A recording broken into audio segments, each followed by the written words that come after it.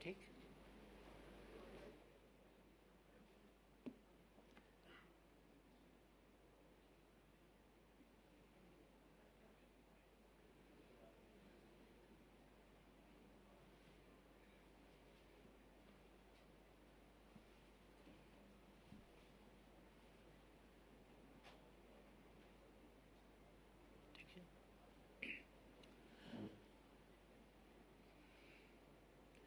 आदरणीय दिदीबहिनी तथा दाजुभाइहरू,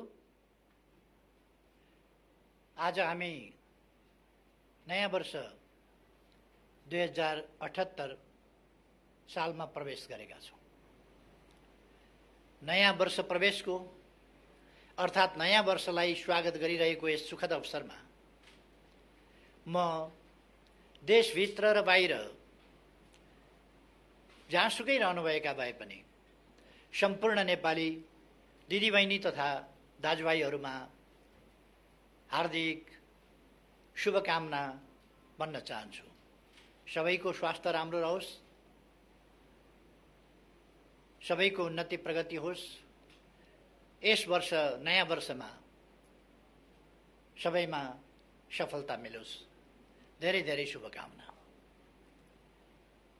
2077 साल हामीबाट बिदा भएको छ। 77 सालमा हामीले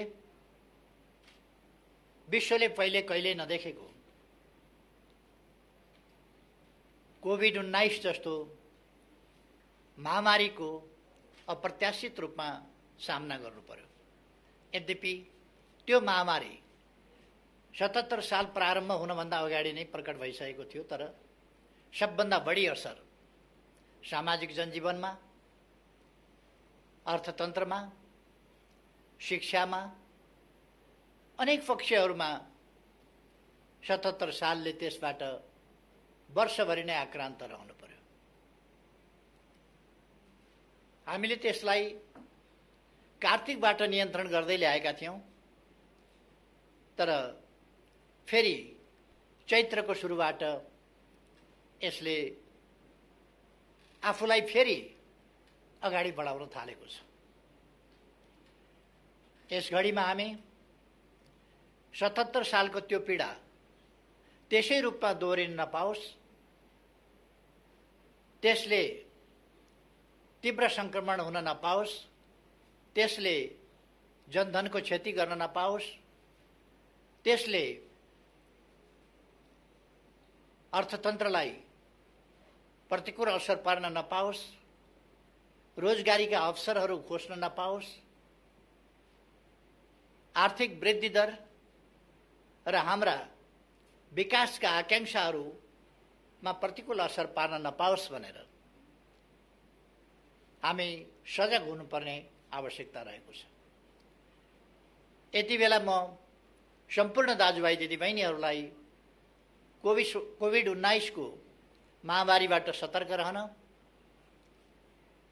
सरकारले जारी गरेका, स्वास्थ्य मन्त्रालयले जारी गरेका मापदण्डहरूको पालना गर्न र चिकित्सकहरूका परामर्शलाई शिरोधार्य गरेर अगाडि बढ्न र आफूलाई सुरक्षित राख्न, आफ्नो समाजलाई सुरक्षित राख्न सबैमा हार्दिक आग्रह र अनुरोध पनि गर्न चाहन्छु। 77 साल कोभिडको महामारी भए पनि केही राजनीतिक अस्वस्थता देखा परे पनि यो वर्ष पनि, गएको वर्ष पनि निरर्थक वर्ष रहेन, एउटा उपलब्धिको वर्ष नै रह्यो। हामीले चिर प्रतीक्षित मेलम्चीको पानी दशकौं पछिको सपना साकार पार्दै काठमाडौँमा झार्न र काठमाडौँका जनतामा धारा धारामा पानी पुर्याएर खुसियाली बाँड्न सफल भएका छौँ। अरू अनेक कामहरू हामीले पूरा गर्यौँ। पुनर्निर्माणका कामहरू पूरा गर्यौँ, नयाँ निर्माणका कामहरू पूरा गर्यौँ, नयाँ नयाँ असाधारण दूरगामी महत्त्वका थुप्रै आयोजनाहरू अगाडि बढायौँ। यसरी 2077 साललाई हामीले निरर्थक हुन दिएनौँ। प्रतिकूल अवस्थामा पनि अनलाइन शिक्षा मार्फत र विभिन्न शिक्षाका शिक्षण विधिहरू प्रयोग गर्दै शिक्षालाई अगाडि बढाउने, विद्यार्थी बालबालिकाका परीक्षाहरू सुसञ्चालन गर्ने र सामाजिक जनजीवनलाई सामान्य अवस्थामा फर्काउने प्रयास गर्यौँ। कोभिड-19 दुनियाँमा कसैका लागि पनि, वैज्ञानिकहरूका लागि, चिकित्सकहरूका लागि, खोज अध्ययन अनुसन्धानकर्ताहरूका लागि, कसैका लागि पनि यो पहिलेदेखि चिनिएको जानिएको विषय थिएन। यसको सामना कसरी गर्ने, त्यसका लागि पनि केही अनुभव र धेरै अनुमान त्यसका आधारमा चल्न पर्दथ्यो। यसको भयावहता कस्तो हुन सक्छ, केही अनुमान थिए। विभिन्न प्रकारका अनुमान, कोही सकारात्मक, कोही आशावादी र कोही अत्यन्त निराशाजनक अनुमानहरू थिए। त्यसका बावजुद हामीले सुरुदेखि नै नागरिकको जीवन रक्षा गर्नु पहिलो कर्तव्य हो सरकारको, र जीवन पहिलो, अरू सबै कुरा भन्दा, अर्थतन्त्र भन्दा पनि, अरू सबै कुरा भन्दा पनि नागरिकको जीवन पहिलो, जनताको जीवन पहिलो। जनताको जीवन बचाउन सकियो भने शिक्षालयहरू चल्नेछन्, उद्योग कल कारखानाहरू चल्नेछन्, बन्द भयो भने केही समयपछि फेरि खुल्नेछन्। तर नागरिकको जीवन नै रहेन भने कुनै पनि कुरा सुचारू हुन सक्दैन, फेरि कुनै पनि कुरा चल्न सक्दैन।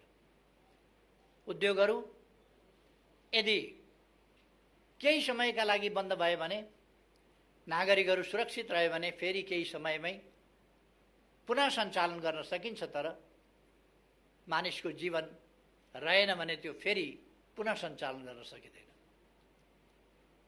सबै कुरा मानिसका लागि, सबै कुरा मानवद्वारा।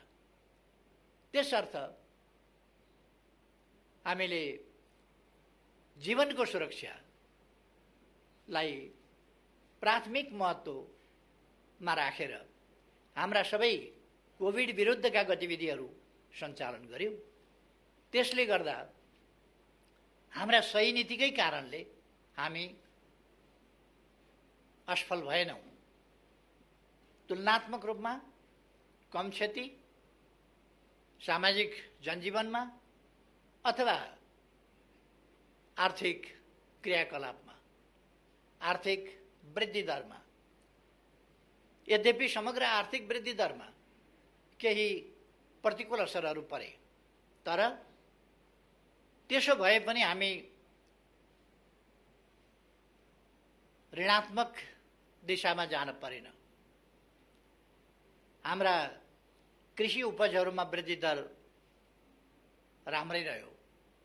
अरू विभिन्न क्षेत्रहरूमा पनि हामीले कृषि दर, वृद्धि दर राम्रै गर्यौँ। हाम्रो व्यापार घाटा सन्तुलनतर्फ फर्काउने प्रयास गएको 77 सालमा पनि जारी रह्यो र हामीले व्यापार घाटाको ग्यापलाई कम गर्दै लाने दिशामा थोरै भए पनि केही सफलता प्राप्त गर्यौँ। अर्थात् गएको वर्ष हामीले सफलताको वर्ष नै मान्नुपर्छ, असफलताको वर्ष होइन। जसरी त्यसभन्दा अघिल्लो वर्ष हामीले राजनीतिक हिसाबले पृथकतावाद र पृथकतावादी सोचलाई देशबाट अन्त्य गरेर राष्ट्रिय एकतातर्फको एउटा महत्त्वपूर्ण सफलता हासिल गरेका थियौँ। संविधानको सर्वस्वीकार्यताको सन्दर्भमा महत्त्वपूर्ण पाइला चालेका थियौँ र सफलता प्राप्त गरेका थियौँ। यस वर्ष हिंसाको बाटो लिइरहेको समूहलाई शान्तिपूर्ण राजनीतिको मूलधारमा फर्काउने सफलता प्राप्त गरेर हामीले अर्को सफलता प्राप्त गर्यौँ कि अब देशमा हिंसाको राजनीति छैन, अर्थात् राजनीतिलाई हिंसाको माध्यमबाट आफ्ना उद्देश्य प्राप्त गर्ने तरिका अवलम्बन गर्ने कुनै समूह छैन। अर्थात् अब राजनीतिक अभिष्ट संवैधानिक र शान्तिपूर्ण राजनीतिको मूलधारबाटै प्राप्त गर्न सकिन्छ। वास्तवमा अब जनतामा सार्वभौम सत्ता रहेको छ, जनता नै सार्वभौम सत्ता सम्पन्न हुन् र सम्पूर्ण राज्य शक्तिका स्रोत हतियार वा अरू कुनै चिज होइन, हिंसा होइन, जनता, जनताको मन र जनताको अभिमत, त्यो नै वास्तवमा राजनीतिको निर्धारक तत्त्व हो र त्यसैबाट जनताको सार्वभौम सत्ता वास्तविक अर्थमा प्रतिबिम्बित हुन्छ। त्यसर्थ यस सन्दर्भमा हामीले ठुला सफलताहरू प्राप्त गरेका छौँ। गएको वर्ष नै हामीले नयाँ नयाँ कामहरू गऱ्यौँ। पहिले केही मात्रै सभागृहहरू थिए, 77 सालमा धेरै सभागृहहरू बने, सुचारू भए। हामीले लुम्बिनीमा 5000 क्षमताको सभागृह, ध्यान केन्द्र, त्यसको निर्माण कार्य सम्पन्न गरेका छौँ। गोदावरीमा निर्माण कार्य 3000 क्षमताको सभा हलको, त्यसको पनि सकिसकेका छौँ। अरू थुप्रै ठाउँहरूमा सभा हलहरू, नत्र भने पहिले पोखराको सभा हल, यो राष्ट्रिय सभागृह, प्रज्ञा प्रतिष्ठानको सभा हल लगायतका केही र अन्तर्राष्ट्रिय सभागृह, यति मात्रै थिए। यस ठाउँमा अब थुप्रै सभागृह भएका छन्। हामी कहाँ 70 वर्ष अघि ठुलो परिवर्तन भयो। हामी नयाँ युगमा प्रवेश गर्यौँ। वास्तवमा भन्ने हो भने जनप्रतिनिधित्वको युगमा पुग्यौँ। तर जनप्रतिनिधित्वको युगमा आइसक्दा पनि हामीले जनप्रतिनिधिहरू सामेल हुने, सर्वोच्च संस्था निर्वाचित गरे पनि त्यो सर्वोच्च संस्था बसेर छलफल गर्ने, निर्णय गर्ने, देशका बारेमा, जनताका बारेमा, देश र जनतालाई कसरी सुविधा पुर्याउने, कसरी अगाडि बढाउने भन्ने सम्बन्धमा निर्णय गर्ने थलो सर्वोच्च विधायिका भवन, संसद भवन हामीसँग थिएन। गत वर्ष नै हामीले संसदीय भवनको कामलाई अगाडि बढाएका छौँ र त्यो हाम्रो नजिकै निर्माण भइरहेको छ। यस्ता थुप्रै निर्माण कार्यहरू सम्पन्न भएका छन्। हामीले थुप्रै जनतामा आशा जगाउने कामहरू गरेका छौँ। कतिपय कोणहरूबाट केही पनि भएन, केही पनि भएको छैन भन्ने हल्ला चलाउने, जनतालाई निराश बनाउने, जनतामा असन्तुष्टि भड्काउने प्रयासहरू भइरहे पनि सरकार त्यसबाट किञ्चित विचलित भएन। हामीले आशा जगाउने कामहरू, जनतामा आशा जगाउने कामहरू र सरकारका क्रियाकलापहरूप्रति भरोसा जगाउने कामहरू र भविष्यप्रति आशा र विश्वास जगाउने कामहरू लगातार गर्यौँ। हामीले बाटाहरूको सन्दर्भमा भन्ने हो भने थुप्रै बाटाहरू, दिनमा 5.5 किलोमिटर भन्दा बढी बाटो, प्रतिदिन 5.5 किलोमिटर बाटो बनेको छ यस बीचमा। र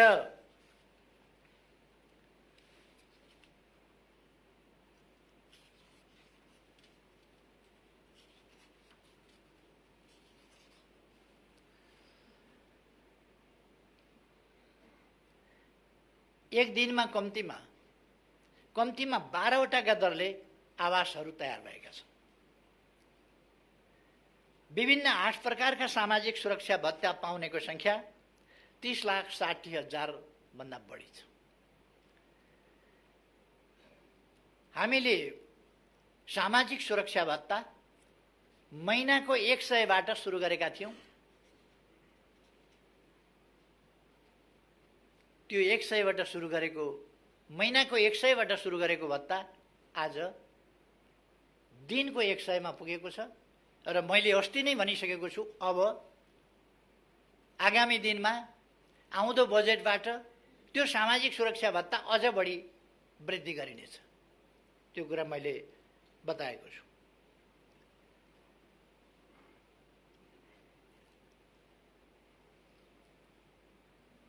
यस अवधिमा सामाजिक सुरक्षा भत्ता प्राप्त गर्ने सङ्ख्या थपिएको छ र त्यो लगभग 5 लाखको सङ्ख्यामा थपिएको छ।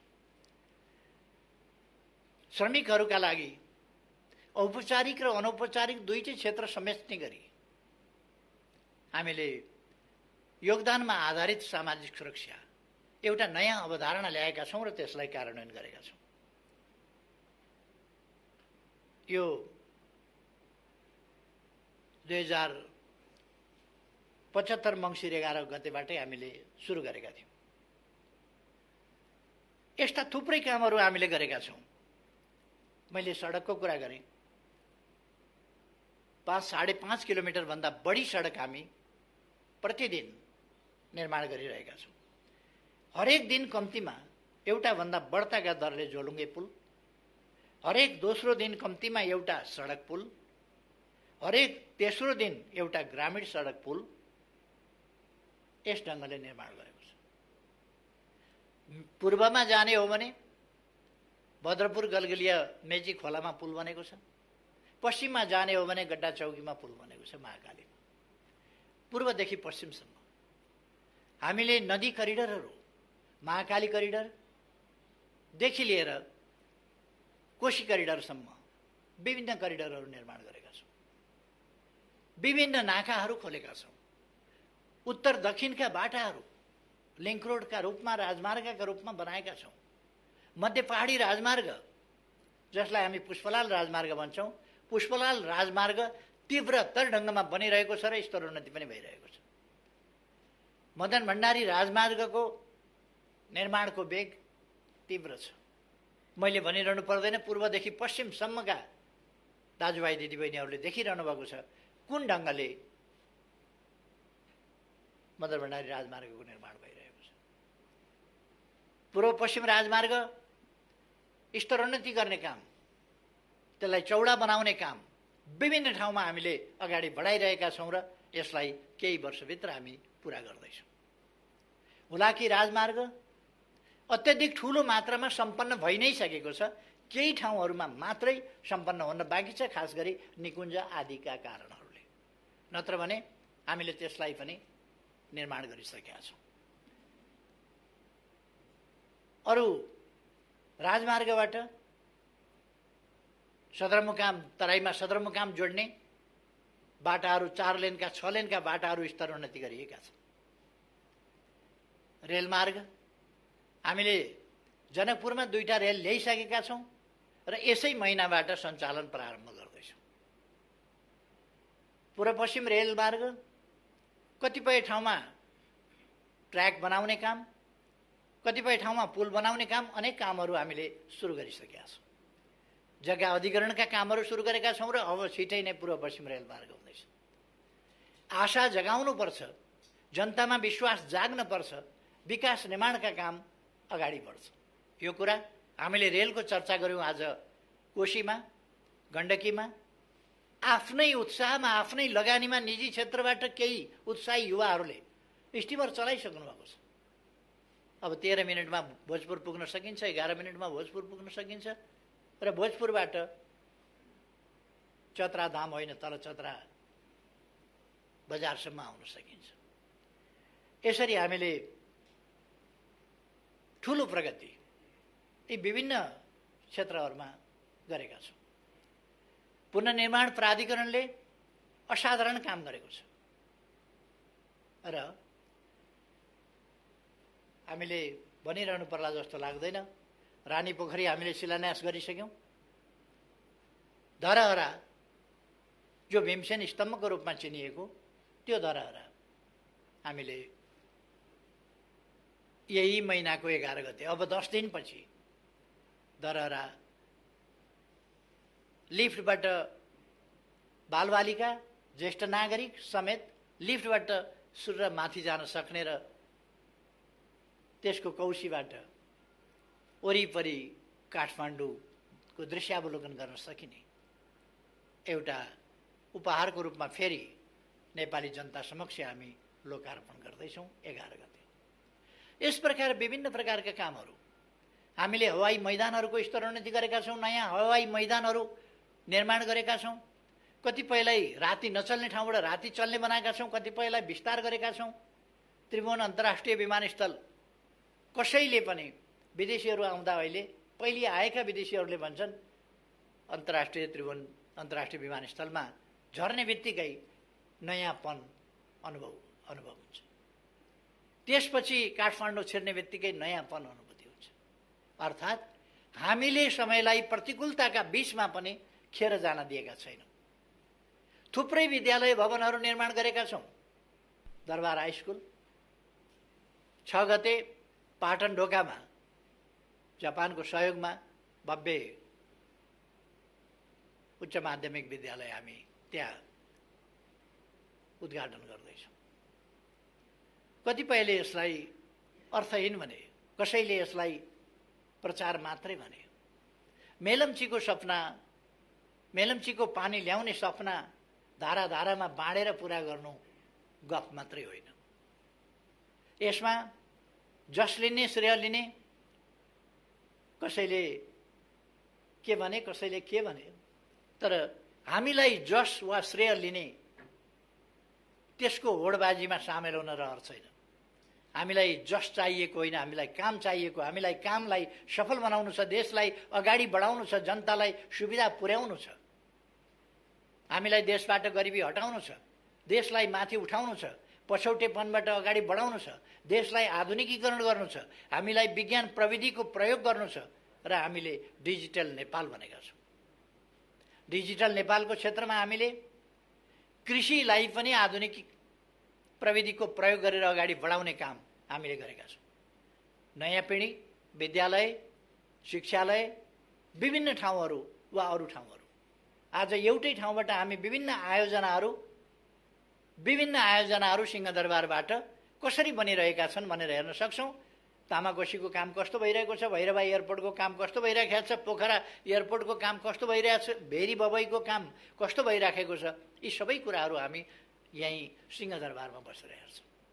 यी उपलब्धिहरू हामीले हासिल गरेका छौँ। यस सम्बन्धमा म धेरै जान चाहन्न, किनभने गत फागुन 3 गते 3 वर्ष कार्यकाल पुगेको सन्दर्भमा मैले सञ्चार माध्यमहरूसँगको ब्रिफिङमा भनेको थिएँ अलिक सविस्तारमा ती कुराहरू बताएको थिएँ। त्यसकारण म त्यसमा गइरहनुपर्छ भन्ने लाग्दैन मलाई। अस्ति फागुन 3 गते मात्रै सविस्तार बताइएको छ। त्यसकारण म त्यसमा अहिले धेरै गइरहन आवश्यक ठान्दिनँ। हामीले पर्यटन क्षेत्र समस्याग्रस्त भएको देखेका छौँ र अब आगामी दिनहरूमा हामी पर्यटन क्षेत्रका कमीहरूलाई, त्यसलाई कसरी पुनरुत्थान गर्न सकिन्छ, पर्यटन क्षेत्रको र पर्यटन क्षेत्रलाई प्रभावकारी ढङ्गले अगाडि बढाउन सकिन्छ, त्यसमा ध्यान दिनेछौँ। तर त्यसका लागि र अरू आर्थिक क्रियाकलाप र तिनको सफलताका लागि म सबैमा आग्रह गर्न चाहन्छु, हामी कोभिडबाट सुरक्षित हुनु पर्यो। कोभिडका प्रोटोकल्स, त्यसका मापदण्डहरू, सरकारले जारी गरेका जानकारीहरू र सरकारले गरेका आग्रहहरूलाई पालना गरौँ र त्यसअनुसार आफू सुरक्षित बनौँ, अरूलाई पनि सुरक्षित बनाऊँ। त्यसो गऱ्यौँ भने हामी हाम्रो जनजीवनलाई पनि सुचारू बनाउन सक्छौँ। कतिपयले आजै लकडाउन हुन्छ, भरे नै लकडाउन हुन्छ, भोलि नै लकडाउन हुन्छ भन्ने हल्ला चलाएको देखिन्छ। सरकार सकेसम्म लकडाउनमा जान चाहँदैन, तर हामीले एक्का राख्नुपर्दछ। युरोपका देशहरू, कतिपय देशहरू, विकसित भनिएका कतिपय देशहरू जब महामारी भत्तै फैलियो, त्यस्तो अवस्थामा लकडाउन गर्न बाध्य छ। दोस्रो चरणमा, तेस्रो चरणमा फैलिएको त्यो लहरबाट बच्नका लागि लकडाउनको सहारा लिनुपर्ने अवस्था छ। हामी चाहन्छौँ अहिले नै अरू विधिबाटै, हाम्रो सतर्कताको विधिबाट हामी परिस्थितिलाई बिग्रिन नदिउँ र त्यहाँ पुग्न नदिउँ भन्ने मैले आग्रह गरेको छु। अस्ति मैले बोल्दा लकडाउन गर्ने धम्की दियो भन्ने पनि केहीले भने। म धम्की कसलाई दिन्छु? म धम्की दिने हैसियत पनि राख्दिनँ, धम्की दिनुलाई उचित पनि ठान्दिनँ। मैले त्यस्तो अवस्था नआओस् भन्ने कुरामा हामीले ध्यान दिनुपर्छ। परिस्थिति बिग्रियो भने त्यहाँ पनि पुग्न सक्छ, त्यसकारण सजग हुनुपर्छ भनेर अपिल गरेको थिएँ। तसर्थ म आग्रह गर्न चाहन्छु, हामी सतर्क बनेर अगाडि जान आवश्यक छ। यसबीचमा हामीले जमिनहरूको digital map, digital soil map भनेर हामीले कुन जमिन कस्तो छ भन्ने कुराको अध्ययन यहीँबाट गर्न सकिने गरी सोइल म्यापिङ गरिसकेका छौँ। त्यसबाट हाम्रो जमिन कुन ठाउँमा केमा रुखो छ, केमा मलिलो छ, कुन बालीका लागि उपयुक्त छ जस्ता कुराहरूको माटोको परीक्षण त्यही गएर माटो उठाएर ल्याउनु पर्दैन। हामीले मेसिनबाट, आकाशबाटै गरेको एक्सरेबाट ती कुराहरू सबै आउँछ। हामीले डिजिटलाइज गरेका छौँ मालपोत कार्यालयहरू, थुप्रै ठाउँहरूलाई हामीले डिजिटलाइज गरेका छौँ। नागरिक एप्स बनाएका छौँ। मैले अघि नै भने 77 साल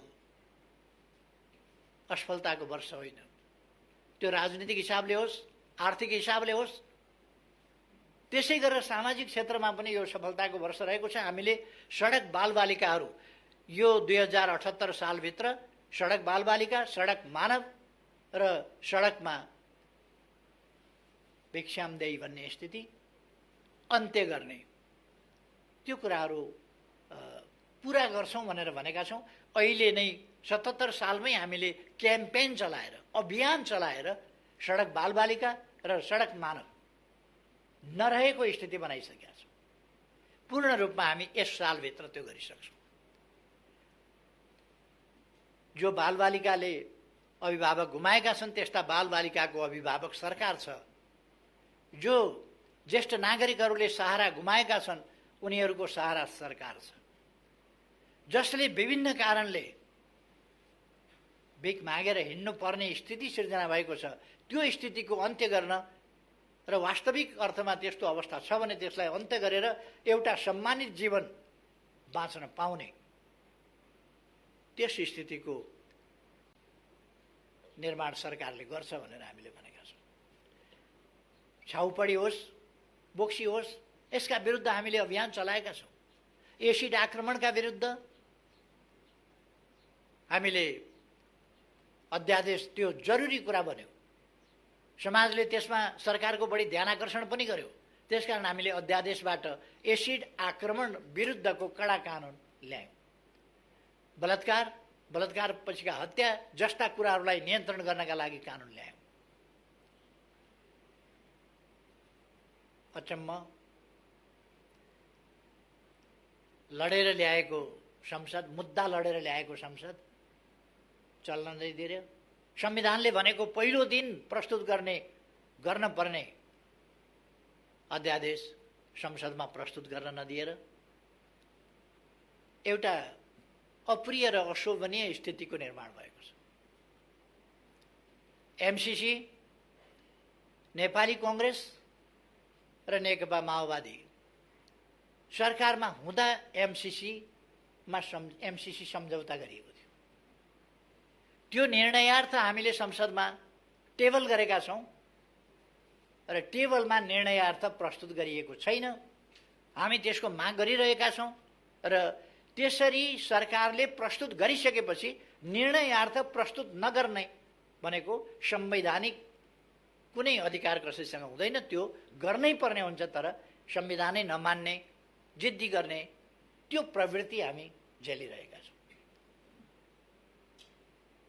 हामी चाहन्छौँ फाटोको खेती होइन, आपसमा परस्परमा वैमनस्यता र घृणा होइन। आजको हाम्रो आवश्यकता राष्ट्रिय एकता हो।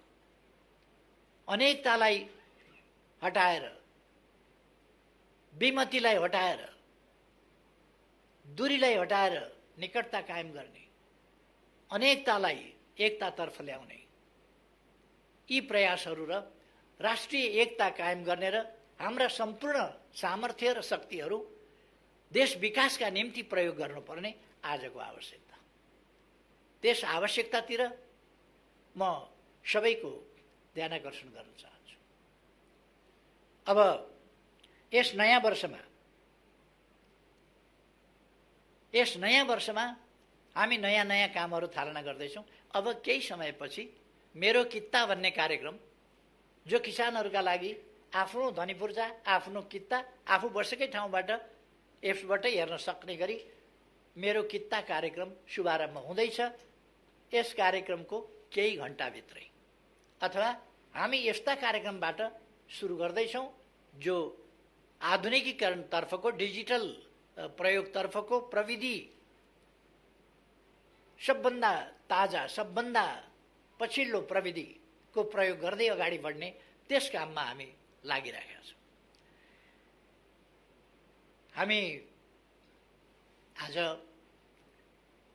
पुरस्कृत, सम्मानित हुने, राष्ट्रिय जीवनका विभिन्न क्षेत्रमा विभिन्न ढङ्गले महत्त्वपूर्ण सेवा गर्ने राष्ट्रसेवकहरूदेखि लिएर समाजसेवीहरूसम्म, उद्यमी व्यवसायीहरूसम्म विभिन्न तह तब्काका महानुभावहरूलाई सम्मानित गर्ने कार्यक्रम पनि यसपछि तुरुन्तै गर्दैछौँ। मेरो कित्ता भन्ने कार्यक्रम एकैछिनमा सुरु गर्दैछौँ। यस्ता थुप्रै कार्यक्रमहरूबाट आजै हामी लोकतान्त्रिक आन्दोलन, जनआन्दोलन, सशस्त्र द्वन्द्वमा विभिन्न ढङ्गले पीडित भएका व्यक्तिहरू, योगदान गरेका व्यक्तिहरूलाई प्रतीकात्मक ढङ्गले सम्मान गर्ने त्यो कार्यक्रम पनि आज हामी प्रारम्भ गर्दैछौँ विधिवत रूपमा। अर्थात् हामी एउटा नयाँ उत्साहका साथ, नयाँ आत्मविश्वासका साथ नयाँ वर्षमा प्रवेश गरिरहेका छौँ र यस नयाँ वर्षमा हामीले थालिसकेका कामहरूलाई तीव्रताका साथ पूर्णता दिने, अपुरा कामहरूलाई पुरा गर्ने, जो यसै वर्ष पुरा हुन सक्दैनन् त्यसलाई उल्लेख्य मात्रामा अगाडि बढाउने, देशलाई अब दुर्गम रहन नदिने। यसै वर्षभित्र हामी सिमीकोट, हुम्लाको सिमीकोटलाई पनि सडक सञ्जालसँग जोड्नेछौँ र अगाडि बढाउनेछौँ। हामीले 165वटै निर्वाचन क्षेत्रमा स्ट्राटेजिक सडकहरूको शिलान्यास गरेका छौँ। ती सडकहरूलाई हामी पूर्णता दिनेछौँ। यसै वर्षभित्र पूर्णता पुग्दैन होला, तर पूर्णताको नजिकतिर हामी पुर्याउन प्रयास गर्नेछौँ।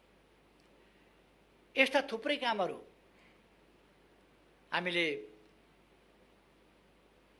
397वटा हस्पिटलहरू शिलान्यास गरेका छौँ। तिनको निर्माण कार्यलाई तीव्रता दिनेछौँ। सेनाको ब्याङ्करबाट ब्यारेकसम्म, ब्याङ्कर टु ब्यारेक कार्यक्रमलाई अझ प्रभावकारी ढङ्गले अगाडि बढाउनेछौँ। विभिन्न विश्वविद्यालयहरू सुरु गरेका छौँ या सुरु गर्दैछौँ, तिनलाई अगाडि बढाउँदैछौँ। अस्पताल, विद्यालय, विश्वविद्यालय र विभिन्न प्राविधिक शिक्षालयहरू, तिनीहरूको व्यापक मात्रामा स्थापना गर्ने, अगाडि बढाउने काम गरेका छौँ।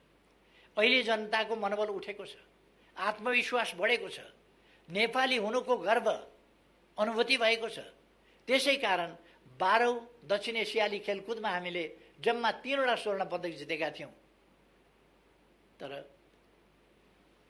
13औंमा आइपुग्दा खासै सुविधा धेरै वृद्धि हुन सकेका छैन होला, तर आत्मविश्वास र मनोबल बढेको छ। त्यसै कारण हामीले कति 51वटा स्वर्ण पदक, 207वटा सम्पूर्ण पदकहरू सहित दक्षिण एसियामा दोस्रो स्थान हासिल गरेका छौँ। र सबभन्दा महत्त्वपूर्ण कुरा त अघिल्लो भन्दा पछिल्लो गेममा 12औं भन्दा 13औंमा आइपुग्दा हामीले 17 गुणा बढी स्वर्ण पदक जितेका छौँ। 17 गुणा बढी। यो सानो उपलब्धि होइन र यस उपलब्धिका पछाडि सबभन्दा महत्त्वपूर्ण कुरा वास्तवमा नेपालीको मनोबल उठेको कारणले छ। गएको वर्ष हामीले आफ्नो भूभाग समेत सामेल गरेर नेपालको नयाँ नक्सा जारी गर्यौँ। सम्पूर्ण नेपाली जनताको मनमा त्यसले हर्ष छाएको छ, उमङ्ग छाएको छ, राष्ट्रिय गौरव बढेको छ, आत्मविश्वास बढेको छ र हामीले हाम्रो गौरवपूर्ण इतिहास फेरि एकपल्ट सम्झेका छौँ। हाम्रो बहादुरीको इतिहास फेरि एकपल्ट सम्झेका छौँ। हाम्रा पूर्वजहरूको विद्वतापूर्ण इतिहास, खोज अध्ययन अनुसन्धानमूलक इतिहास फेरि एकपल्ट हामीले सम्झेका छौँ। अब आगामी दिनमा हामी प्रवेश गरिरहेको यस वर्षमा हामीले योजनाबद्ध ढङ्गले हिँड्दै जाँदा जहाँ पुगिएला भन्ने कुरा होइन, भरे बेलुका कहाँ बास बस्ने भन्दा जहाँ पुगिएला त्यहाँ बास बस्ने होइन। हाम्रो बास बस्ने ठेगान छ, हामी पुग्ने गन्तव्य छ। कहाँ विश्राम गर्छौँ, अन्तिम कहाँ पुग्ने गन्तव्य हो, कुन बाटोबाट हामी अगाडि बढ्छौँ, यी कुराहरू हामीले समाजका कुनै पनि पक्ष, चाहे ती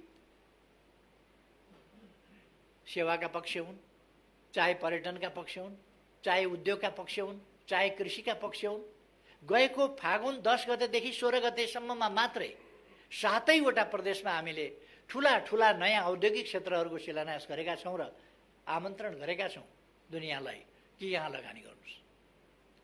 लगानीका निम्ति शान्तिपूर्ण वातावरण निर्माणको हिसाबले अनुकूल वातावरण बनेको छ र श्रम समस्याहरूको सम्बन्धमा एउटा राम्रो वातावरण बनेको छ। श्रमिक, श्रमदाता र सरकारका बीचको समन्वय र सहकार्यमा नै तत् क्षेत्रका कानुन, नीति, नियमहरू निर्माण गर्ने र त्यस क्षेत्रलाई सहज ढङ्गले विकासको मार्गमा अगाडि बढाउने कामहरू भएका छन्। ती कामहरूलाई आगामी दिनमा हामी अझ तीव्रताका साथ अगाडि बढाउनेछौँ। म यस घडीमा सम्पूर्ण दाजुभाइ दिदीबहिनीहरूलाई विभिन्न प्रकारका हल्लाहरूका पछाडि नअल्मलिन, राष्ट्र निर्माणका काममा ढुक्कले आत्मविश्वासका साथ अगाडि बढ्न, निराशा जगाउन खोजिएका प्रयासहरूलाई अस्वीकार गर्न र आशावादिता आफूमा लिएर अगाडि बढ्न सबैमा हार्दिक आग्रह गर्न चाहन्छु। हामी सबैको निष्ठा देशप्रति, देशका जनताप्रति, हामी सबैको निष्ठा मानव जातिको सर्वोपरि हितको रक्षाप्रति। हामीले अन्तर्राष्ट्रिय क्षेत्रमा हाम्रा राष्ट्रिय हितहरूलाई रक्षा गर्दै, तिनीहरूलाई सम्वर्धन गर्दै र हामीले भनेका छौँ राष्ट्रिय हितको प्रश्नमा जहिले पनि न्यायोचितता र अन्तर्राष्ट्रिय उत्तरदायित्व, यी पक्षहरूलाई हामीले बिर्सनु हुँदैन। न्याय बिनाको या न्यायरहित राष्ट्रिय हित राष्ट्रिय अहङ्कार हुन सक्छ अथवा अन्यायपूर्ण राष्ट्रिय हित हुन सक्छ। त्यस कुरामा हामी सजग हुनुपर्छ। हामी आफू पनि न्यायसहितको र अन्तर्राष्ट्रिय उत्तरदायित्व सहितको, शान्तिको पक्षको, न्यायको पक्षको, विकासको पक्षको, समानताको पक्षको यस्तो अन्तर्राष्ट्रिय सम्बन्धको पक्ष पोषण गर्छौँ र अरू सबै विश्वसँग पनि हामी त्यही अपेक्षा गर्छौँ। विश्वलाई शान्ति आवश्यकता छ, विकासका निम्ति शान्ति आवश्यकता छ, मानवीय सुखका निम्ति, निर्भय वातावरणका निम्ति, अमन चयनका निम्ति शान्तिपूर्ण वातावरण आवश्यक छ। त्यसकारण हामीले शान्तिपूर्ण वातावरण अरू कसैले निर्माण गर्ने होइन, दुनियाँका विभिन्न देशका नेतृत्ववर्गले यसमा गम्भीरताका साथ सोच्नु पर्दछ। अबको विश्वलाई हामीले भयमुक्त विश्व, त्रासमुक्त विश्व, समानतायुक्त विश्व, मानिसले सम्मानजनक जीवन जिउन पाउने विश्व, जैविक र मानवीय आवश्यकताको न्यूनतम न्यायोचित परिपूर्तिबाट प्रारम्भ गरेर सम्पूर्ण आवश्यकताहरूको यथोचित न्यायोचित परिपूर्ति र सुरक्षित र सम्मानित जीवन, यस्तो विश्व बनाउनका निम्ति म आग्रह गर्न चाहन्छु।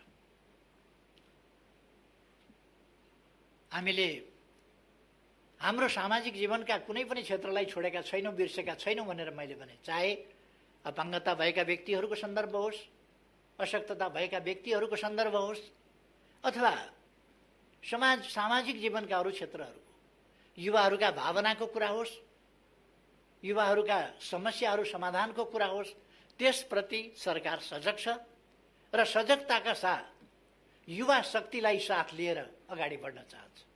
हिजो द्वन्द्वका कारणले गाउँ बस्न सकेनन्, हिजो द्वन्द्वका कारणले सहर आएर पनि धर भएन, जीविका चल्ने स्थिति भएन र विदेश जाने एउटा सिलसिला सुरु भयो र त्यसले लहरको रूप लियो। अब आज त्यस्तो अवस्था होइन। विदेश बढी असुरक्षित छ, विदेश बढी कष्टपूर्ण छ। त्यसकारण हामी देशभित्रै बसौँ, देश निर्माणका काममा जुटौँ, उपलब्ध रोजगारीका अवसरहरू प्रयोग गरौँ र उपलब्धको प्रयोग गरौँ, उपयुक्तको खोजी गरौँ। सरकार रोजगारीका अवसरहरू युवाहरूलाई उपलब्ध गराउन चाहन्छ र उपयुक्त रोजगारीका अवसरको खोजी गर्दै ती पनि उपलब्ध गराउन चाहन्छ। त्यसकारण म आग्रह गर्न चाहन्छु हाम्रो युवा समुदायसँग, जो रोजगारी उपलब्ध छ त्यसको प्रयोग गरौँ। उपयुक्त प्रकारको रोजगारी यो होइन भन्ने ठानिएको छ भने त्यो क्रमशः उपलब्ध रोजगारीको प्रयोग गर्दै जाँदा हामी त्यसलाई प्रयोग गर्न प्राप्त गर्न सक्छौँ र भोलि देशको विकाससँगै रोजगारीका अवसरहरू, रोजगारीका अवसरसँगै देशको विकास अन्योन्याश्रित ढङ्गले अगाडि बढ्नेछ। हामी ओलाङचुङ गोलाको बाटोबाट तिब्बत जोड्ने कुरा होस्, किमा थाङ्खाको बाटोबाट तिब्बत जोड्ने कुरा होस्, दक्षिणतर्फ त हामीले बाटाहरू जोडेका छौँ, थुप्रै पुलहरू निर्माण गरेका छौँ। अब डुबानका समस्या हामी समाधान गर्दैछौँ। हामी चाँदनी दोधारामा 10 क्युमेक्स पानी लगेर शारदाको ब्यारेजबाट पानी, त्यहाँको टनेलबाट, शारदाको टनेलबाट, क्यानलबाट पानी उपलब्ध गराउँदैछौँ। त्यसर्थ म आशावादिताका साथ अगाडि बढौँ भन्छु। सुनकोशी मरिन डाइभर्सन हामीले शिलान्यास गऱ्यौँ, 31 मेगावाट विद्युत समेत त्यहाँबाट निस्किँदैछ र मैले भनेको छु जब हामी सुनकोशीमा ड्याम बाँध्न थाल्छौँ सँगसँगै अरू सबै काम थालिनुपर्छ र सुनकोशीको ड्याम पुरा भएका दिन सुरुङ पनि तयार भइसकेका हुनुपर्छ, पावर हाउस पनि तयार भइसकेका हुनुपर्छ, पावर हाउसबाट निस्किएको बिजुली बोक्ने ट्रान्समिसन लाइन पनि तयार भइसकेका हुनुपर्छ, बागमतीमा बाँध पनि बाँधिसकेका हुनुपर्छ र त्यो बाँधेको बाँधबाट खेतसम्म पानी लाने नहर पनि खनिसकेका हुनुपर्छ।